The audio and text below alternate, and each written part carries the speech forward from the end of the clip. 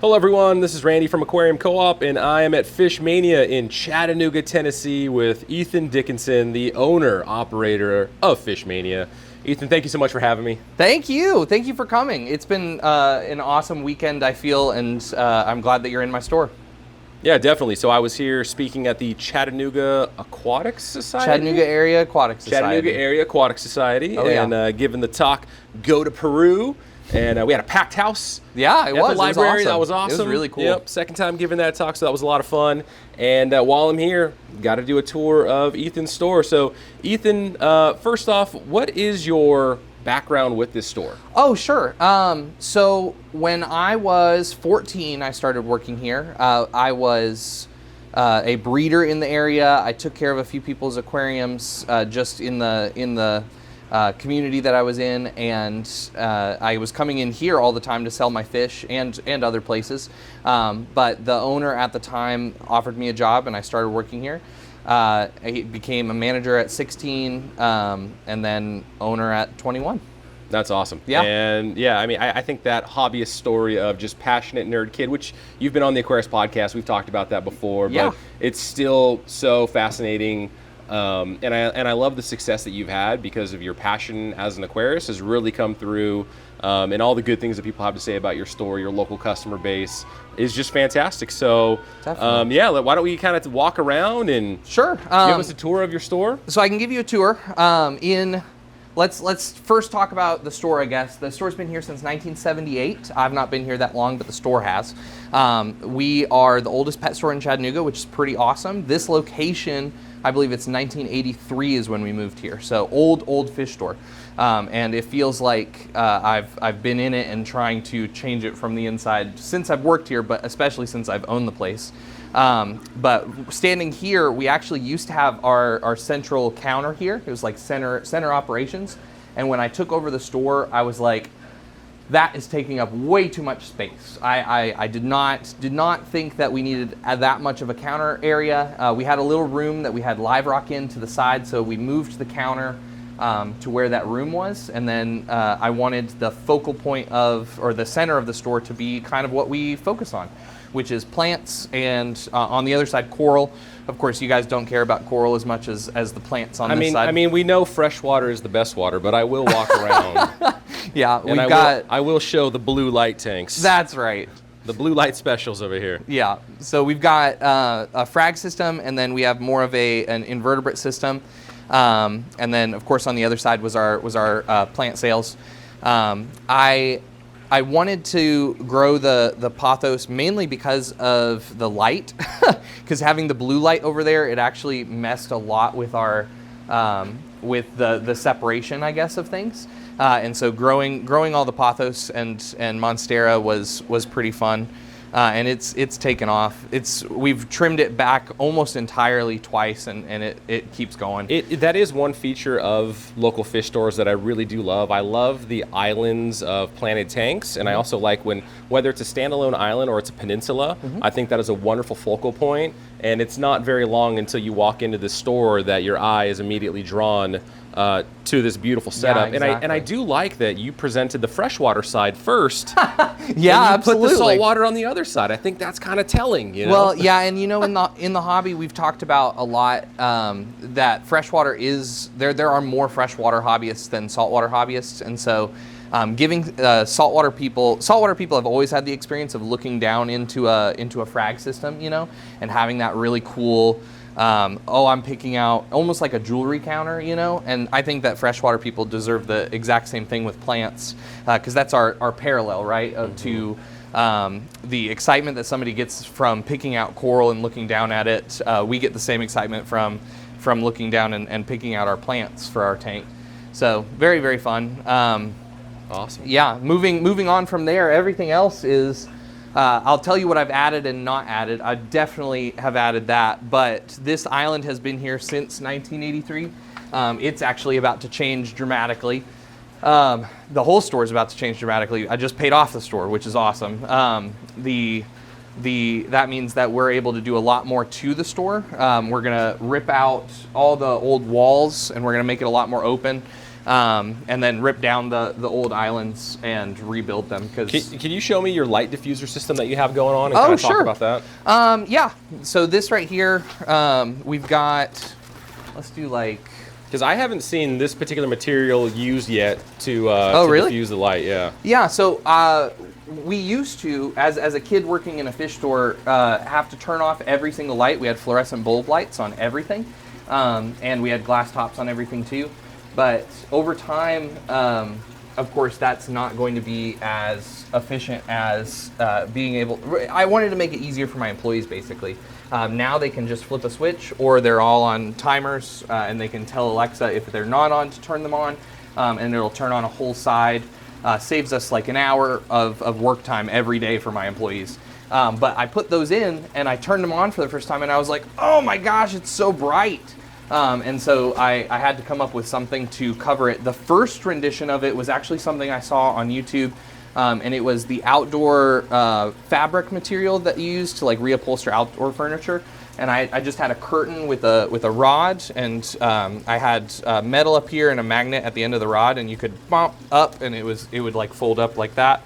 But what happened over time is the water would stain it, and it was just not good. And so I took all of those out. I got tracks that are for closets.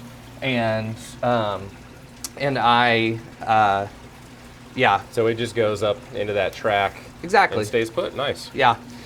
This one's a little tighter than most of them, just because they're a little newer. I've had to work on material a lot. So like this material here, you can actually see the color difference of the light shining through. It's a lot thinner. It's also, well, I guess the way you cut that one's vertical versus horizontal. Exactly. So that was actually something that Dean told me. Dean's going to be so proud that I've started changing that. Shout out Master Breeder Dean. Shout out Dean. When he came to visit, he immediately saw it, because the ones in the room, this is the freshwater room on this side, the ones in the room worked really, really well. So they were going up and down, and they weren't deteriorating in the corners. And I was like, man, why is that happening? And he came in, and he looked at that one, and he looked at this one, and he was like, it's because the lines are running this way. I was like, oh, dang it. That's super cool. Dean's a wizard. Dean is a wizard. Dean is just a wizard. He's Gandalf without a beard and the outfit. It's pretty crazy. We'll call him Dean Dolph. Dean Dolph. Dean Dolph Dean Dolph the wise. Yeah, Dean Dolph the fishy. That's wonderful.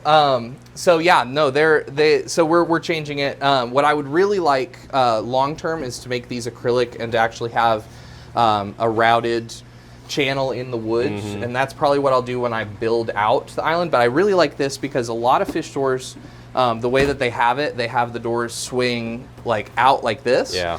And a lot of times employees leave them open or whatever, and people can run into them. I just didn't like them coming out into the space, and so making sure that they can go up and down. And you know, if I'm catching fish out of this tank, I don't need to see the fish in that tank. So that worked tremendously. Very nice. I love the fish room DIY inventiveness of that. Well, when you're paying off a loan for buying a business and you're 20 to 25, you kind of have to build out whatever you can, or get any ideas that you can. All right, now talk to me about this monster, because it speaks to me, because it is just so... This reminds me of, if you've heard the story about when I talk about Capitol Aquarium in Sacramento, the store, it's no longer there, but they had numerous tanks like this of dropped off giant monster fish that people just didn't realize how big the fish was going to get. Exactly. Or, you know, they just couldn't keep the fish anymore for whatever reason. And this thing, how many gallons is this thing? Go ahead and talk about it. So this is 700 gallons. We actually got this in a deal with a local guy. They wanted to get rid of all of their stuff, and they called the store. They said, we have a big tank and some small tanks. They didn't say what size. They just said big tank and some small tanks, and we need to get rid of all of it for $100, a bunch of aquarium supplies, whatever, and we need you to come get it. And so I packed up my little hatchback Kia, and I went to pick up a big tank and some small tanks, which in my head was like a 55 and some 10s or something of that nature. No, not at all. I walk into the space, and there's a whole room full of aquarium supplies up to my waist, like saltwater apex systems and sumps and everything. And then the small tanks were 280 gallons, a 180 and a 240. And then we go into their garage, and this is covered in a blanket running the length of their garage, which is amazing. And I was like, you know what? I'm going to have to come back. I cannot strap this to the top of my Kia. And so we came back with a U-Haul, and we picked everything up, and it was fantastic. But what are the dimensions again of this aquarium? This is 14 foot long by 2 foot wide and 3 feet tall. 14 feet long. Yeah, so this, I I don't know if the camera's doing any justice of capturing those dimensions. So not the widest tank, but in terms of depth, I should say. Yeah. But incredibly long, which is exactly so right. much viewing of such a large viewing window, and you can actually see the seam. Which I don't think this is a problem at all. Like, it's just the nature of what this tank is. You probably heard Corey talk about how when you buy these when you have these custom made, you're doing it at the sheet level, right? And so if this person wanted a very long tank, they had to take 2 sheets of acrylic to make that happen. Because I would imagine a 14-foot single sheet of acrylic probably would have been Georgia Aquarium cost level. I would imagine. I would imagine that it would be very expensive. Yeah. So a variety of fish in this tank here. Let me see if I can block a little bit of that glare. Yeah. Just got some monster fish right here. The Paku's name is Elizabeth. She was actually a Walmart sale to somebody, and the lady went from a 20-gallon all the way up to a 150 in her house with her, and then they called the aquarium because they were like, this fish is way too big. I can't upgrade a tank again. The aquarium didn't have room. They want their Pakus to be way bigger than that. Let's see. Does me going up on a ladder do anything to help with glare? No, that's all right. Probably not. Here, Alexa, turn off the right side island. Oh, she actually listened to you this time. I know, that's crazy. I've talked to her, and we have an understanding now. Nice. All the Oscars though, man, everybody has an Oscar, and they bring them in. I have a few named ones that I keep just to show people, like, hey, keep them right, and they'll do all right. This is Scoliosis. She's actually been with us since the first week of having this aquarium. She was one of the 7 Oscars that somebody dropped off. Because I was going to make this a Planet Aquarium, and then somebody dropped off 7 Oscars. And then there's another one. His name is Stallone. He's got a mean mug kind of face. Yeah, this guy right here. He's just got facial deformity. Too many aggressive fish, lip locking when you're young, you know. Tell me about these white tigers. Oh my goodness, yeah, they pick pots all the time, and all of the Oscars. I'm sure that there's probably 15 Oscars in here. They pair up, they pick a pot, they lay eggs constantly. And you've actually pulled we've Fry. pulled them and hatched them out. We haven't grown them all the way up yet, but we when you have an aquarium store and things breed, you get this like itch, and you want to raise them, and that's what we did. It was wonderful. That's awesome. Yeah, it's super cool because there's so many fish in here that I would have never thought would get along, but in a 14-foot tank, like a koi. You know, why are all these cichlids not picking on the koi? But in a 14-foot tank, I guess they just get along. And then, of course, plecos. We have a zillion plecos in here, all along the bottom. People put them in their ponds, and then in the fall, they take them out, and they're like, hey, Ethan, would you like a big pleco? I'm like, well, not really, but where else are you going to put them? Well, as I showed you in the talk last night, breakfast pleco soup. Breakfast pleco soup. Is actually, we may be at capacity soon, so that may be an somebody option. needs to make me the meme of looks like pleco's back on the menu, boys. Looks like pleco's back on the menu. That's crazy. Zenzo, I hope you appreciate that one. Yeah, definitely. Alexa, turn on the right side island. And then Nice. I'm not going to point out too many individual tanks. Yeah, sure. I think that can be kind of distracting in a store tour. It's hard to Absolutely. follow along, but I do love that shameless plug. Aquarium Co-op sponge filters with the Easy Flow system. Definitely. Fantastic. And I think almost all of your tanks are running. Yeah, all of them. So we actually, all the tanks used to be under gravel filters. That's what we switched from. Under gravel filters, the ones on the island were actually run by power heads, and the air was already there. I don't know why the power heads were on there, just to increase filtration, I would assume. But I like undergravel filtration, but the optics of undergravel filtration are that people see it as old, people see it as not as good, and sponge filters are the hot thing. And so I was like, well, let's move to sponge filters, let's do it. And so we took everything down, or took all the filtration out, and we got with the Aquarium Co-op, and they helped us to get filtration for all of our tanks. It was wonderful. Look at this ram's horn. Yeah, he's a big guy. That is like the biggest ram's horn biggest regular ram's horn, right? Yeah, that guy is huge. At home, I've got the Colombian ram's horns. They are massive. I'm curious to know how long it would take for a ram's horn to actually get that large. Because when I was kind of quasi-raising ram's horn for my Shodentai puffer, you know, they never had a chance to get that large. Yeah, right. But that's like a quarter. That's Yeah, like a little he's quarter huge. rolling around. And there's a few everywhere. Like I really like the Malaysian trumpet snails. They do really, really good work at cleaning up substrate and busting up bubbles. And yeah, they get like that long sometimes. You'll see one that's like super long hanging down from the glass. You're like, whoa, how long have you been here? I like how you're hiding your airline tubing Oh yeah. through this, you know, kind of influencer studio.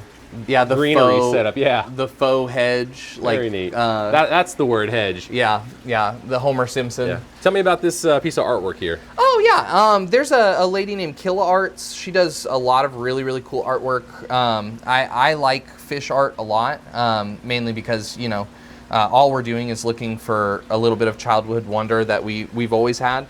That's a beautiful painting. Yeah, it's gorgeous. I really like it. It's actually UV reactive, so if you have a UV light on it, the reds and the greens really, really pop. Interesting. Which is fun. And I've got a few pieces by her. She did this mandarin and some of these corals. Oh, from saltwater. We're not gonna. Sorry.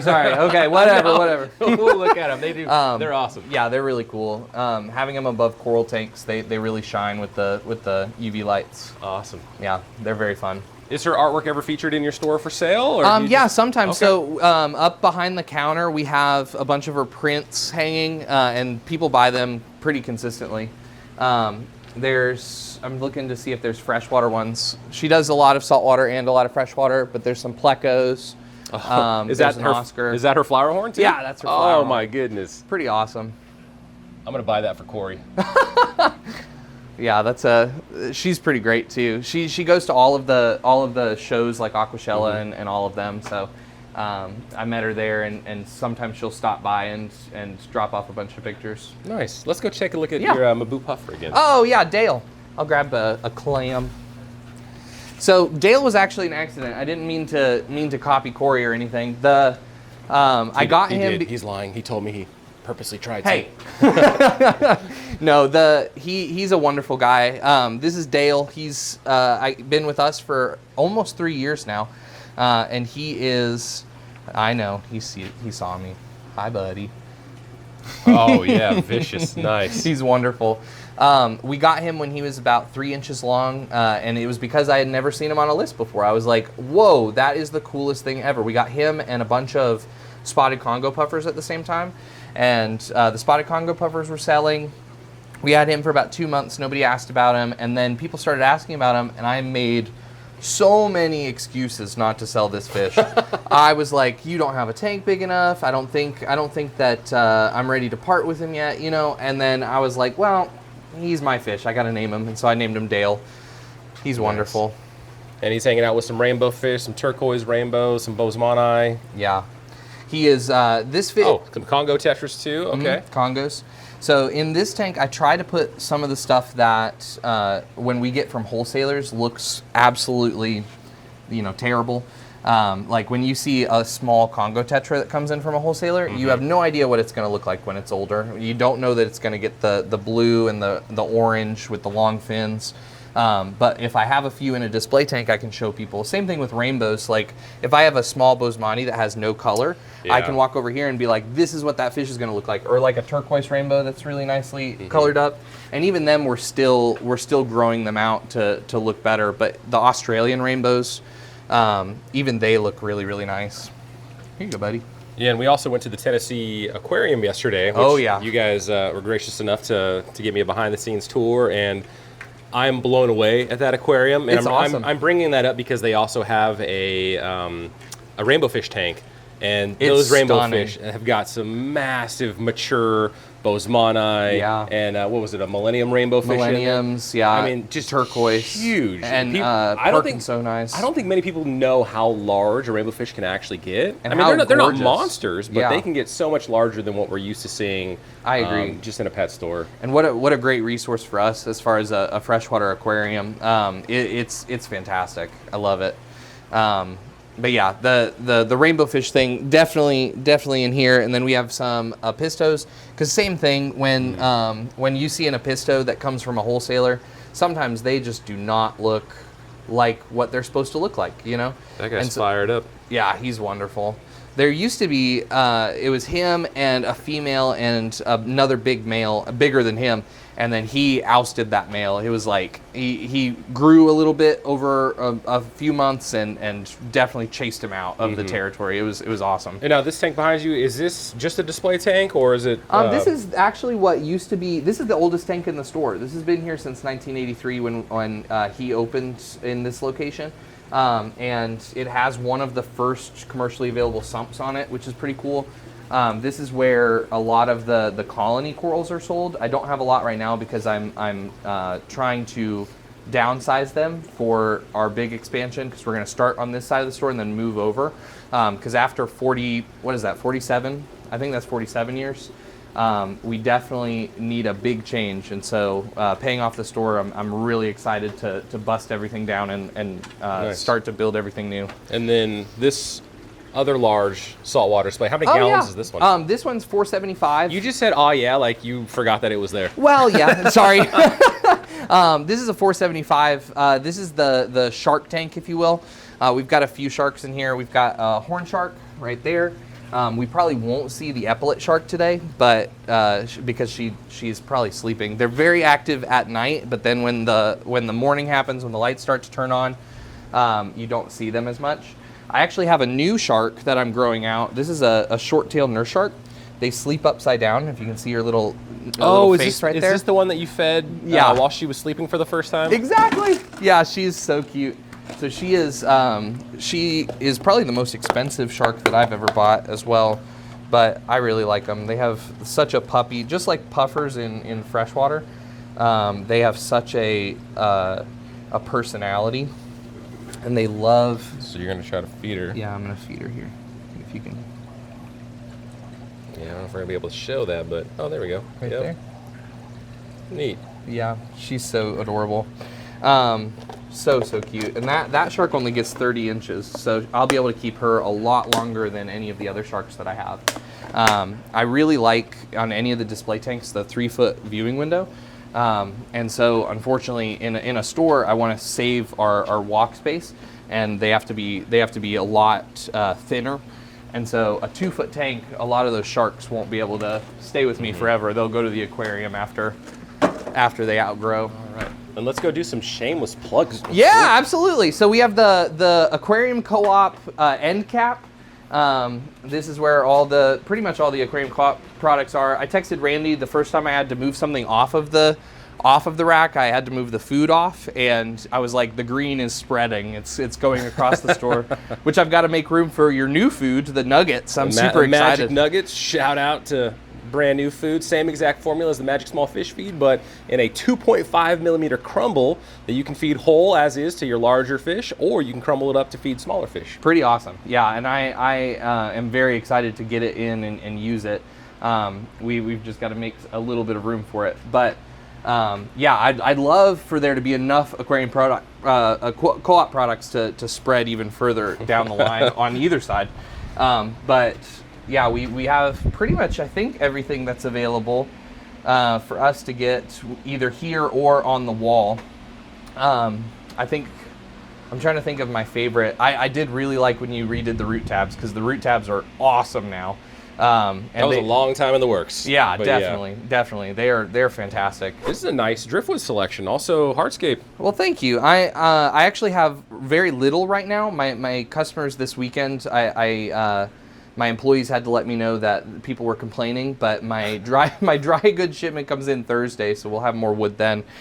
We usually try to keep a different selection of rock in each bucket, and then we have spiderwood. We usually try to keep all of the mopani on the bottom row, and then we'll have a row of manzanita. And sometimes we get some good cholla wood in, but we try to keep that to more of a minimum because less people use the cholla, and it sits here for longer. So yeah, we go with that. This box was kind of your aquascaping, or my aquascaping box when I first opened. I was like, I want somewhere for people to play with things. And below it is all the donations for kids. So anybody who has aquariums, this space fills up very quickly and diminishes very quickly as well.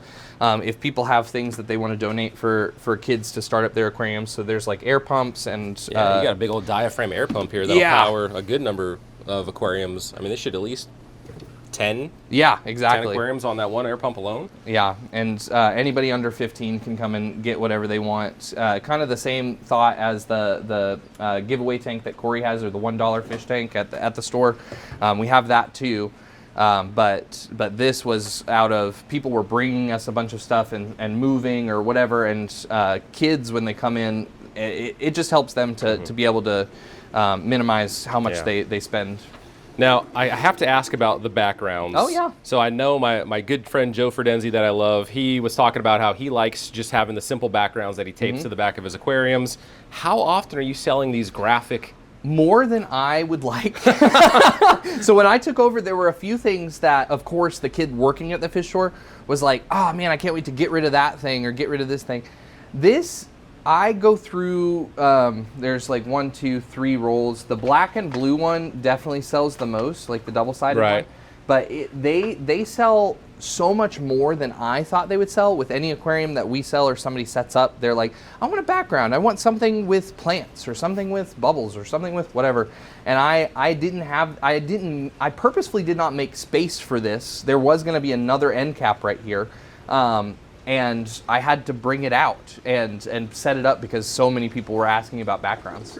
It was interesting to watch Joe Ferdenzi's podcast with you. Let me get that desert background. That's what I'm talking about. That's exactly right. Yeah, desert on one side, and then if you change your mind, planted aquarium on the other side. Yeah. It's not my style. I paint all of my aquariums, but a lot of people want like a background.